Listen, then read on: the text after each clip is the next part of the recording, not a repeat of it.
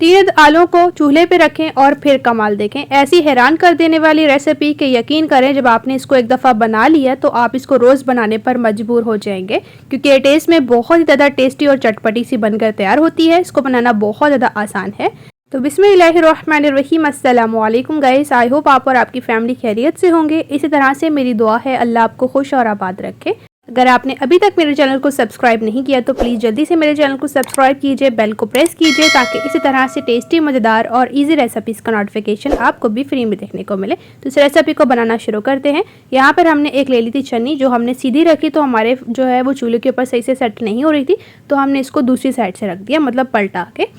अब हल्की फ्लेम हम ऑन कर लेंगे। कुछ इस तरह से 0 फ्लेम रखते हुए आपने इन आलूओं को जो है वो फ्राई करना है, कुछ इस तरह से।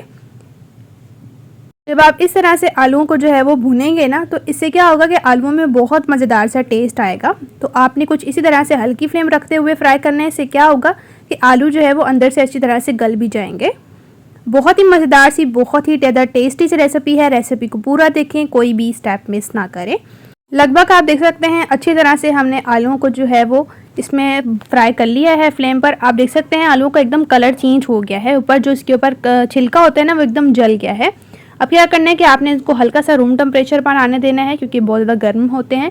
तो जैसे ही रूम टेम्परेचर पर आएंगे तो हम इनका जो ऊपर वाला छिलका है ना वो रिमूव कर लेंगे। छिलका जो है वो बहुत आसानी से रिमूव हो जाएगा, आप देख सकते हैं जैसे। तो जो है इन तमाम आलूओं को जो है वो हम अच्छी तरह से छिलका रिमूव कर लेते हैं। तो तीनों आलूओं का हमने छिलका रिमूव कर लिया है। अब हम क्या करेंगे कि छोटे छोटे क्यूब्स में इनको कट करेंगे, कुछ इस तरह से, क्योंकि जिस रेसिपी में हमने आलूओं को जो है वो बिल्कुल इसी तरह से कट करना है। यकीन करें जब आप इस रेसिपी को बनाएंगे ना, बच्चे और बड़े सभी बहुत शौक से खाना पसंद करेंगे और वो कहेंगे कि आप इसको रोज़ाना बनाएं। बच्चे तो क्या, बड़े भी इस रेसिपी को बहुत ही ज़्यादा पसंद करने वाले हैं। तो आप यहाँ पर देख सकते हैं आलूओं को हमने छोटा छोटा बारीक सा कट कर लिया है। अब हम इसमें कटी हुई हरी मिर्चें शामिल करेंगे, जो कि 2 अदद हैं। अगर आप तीखी ले रहे हैं तो आप 1 शामिल कर लें।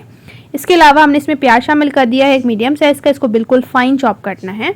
इसके अलावा एक टमाटर लिया था, इसको भी बिल्कुल फाइन सा चॉप कट कर लिया है। शिमला मिर्च ली है मैंने तकरीबन 2 टेबल स्पून, और इसको भी चॉप सा कट करा है। और इसको मज़ेदार चटपटा बनाने के लिए 1 अदद लेमन का जूस शामिल करेंगे। इससे क्या होगा कि ये बहुत ही ज़्यादा चटपटा और खट्टा सा हो जाएगा, जो कि खाने में और ज़्यादा टेस्टी लगेगा। थोड़ा सा हमने इसमें हरा धनिया शामिल कर दिया है मज़ेदार टेस्ट और खुशबू के लिए। इसके अलावा चाट मसाला शामिल कर देंगे 1.5 टेबल स्पून। इससे बहुत मज़ेदार सा चटपटा सा टेस्ट आएगा। इसके अलावा ½ टीस्पून इसमें नमक शामिल कर रही हूँ, अपने टेस्ट के अकॉर्डिंग आप कम ज़्यादा कर सकते हैं। और ½ टीस्पून इसमें लाल मिर्च पाउडर शामिल किया है। अब ये आलू की जो हमने चाट बनाई है ना, इसको हम अच्छी तरह से मिक्स करेंगे ताकि जो लेमन जूस, मसाले वगैरह ऐड किए हैं वो अच्छी तरह से तमाम आलूओं के अंदर लग जाए।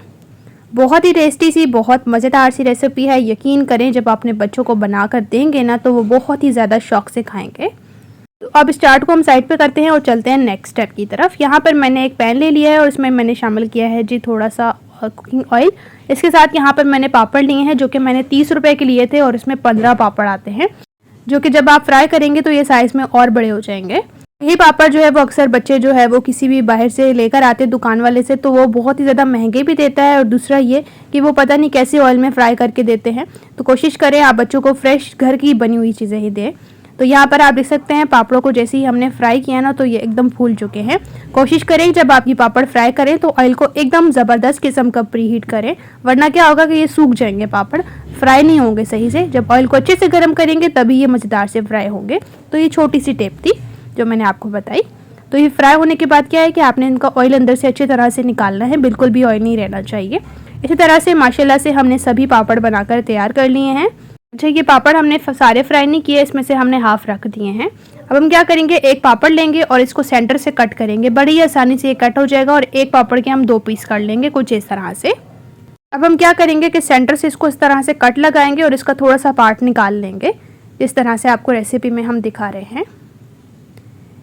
इस तरह से जो है वो हम सभी पापड़ों को कट कर लेते हैं, फिर आपसे मिलते हैं। इस तरह से आखिर हम पापड़ों को क्यों कट कर रहे हैं ये आपको आगे चल के पता चलेगा। तो रेसिपी को पूरा देखें। रेसिपी अगर इस स्टेज पर थोड़ी सी भी अच्छी लग रही है तो प्लीज़ जल्दी से मेरे चैनल को सब्सक्राइब करें, और काइंडली रेसिपी को लाइक और शेयर करना बिल्कुल ना भूलें। तो इसके अलावा हम इसको सर्व करेंगे। सर्व करने का तरीका बहुत ज़्यादा आसान है। हम क्या करेंगे कि जो एक पापड़ है, इसके अंदर जो आपका मटीरियल निकलेगा ना पापड़ का, वो आपने इसके अंदर ही रहने देना है। अब जो मज़ेदार सा हमने स्पाइसी सा चटपटा सा चाट बनाकर तैयार किया है ना, इसको हम इस तरह से अंदर अच्छे से फिल करेंगे। इसके अलावा इसके अंदर मैं खट्टी मीठी चटनी भी ऐड कर रही हूँ। इस खट्टी मीठी चटनी की रेसिपी ऑलरेडी मैं अपलोड कर चुकी हूँ ना, लिंक डिस्क्रिप्शन और ऊपर आई बटन में डाल दूँगी, आप जाकर ज़रूर से देखिएगा, क्योंकि इसको बहुत आसानी से जो है वो आप बनाकर रख सकते हैं। तो यह हमारे एक पापड़ बनकर तैयार है। इसी तरह से हम दूसरे भी बनाकर तैयार करेंगे। बहुत ही टेस्टी, बहुत मज़ेदार सी रेसिपी है। मेरे कहने पर आप इसको काइंडली एक दफ़ा से बनाएं, इंशाल्लाह से यकीन करेंगे आपको बहुत ज़्यादा पसंद आएगी। इसके साथ यहाँ पर मैं एक मायो चटनी बना रही हूँ, जिसके साथ आप इनको खा सकते हैं, बहुत ज़्यादा टेस्टी लगते हैं। इसमें सिंपली आपने मायो और केचप को लेके अच्छे से मिक्स करना है और ये चटनी बना लेनी है। अब इसके ऊपर से थोड़ी सी हम नींबू ऐड करेंगे कुछ इस तरह से, इससे बहुत मज़ेदार सा टेस्ट आएगा इसमें। घर पर आप बच्चों को बहुत ही आसानी से रेसिपी बना कर दें, यकीन करें बच्चे जो है वो पापड़ खाना भूल जाएंगे जब आप उनको ये मज़ेदार सी रेसिपी बना कर देंगे। आप इसको ज़रूर से बनाएं, इंशाल्लाह से जब आप इस रेसिपी को ट्राई करेंगे तो आपको ये रेसिपी बहुत ज़्यादा पसंद आएगी।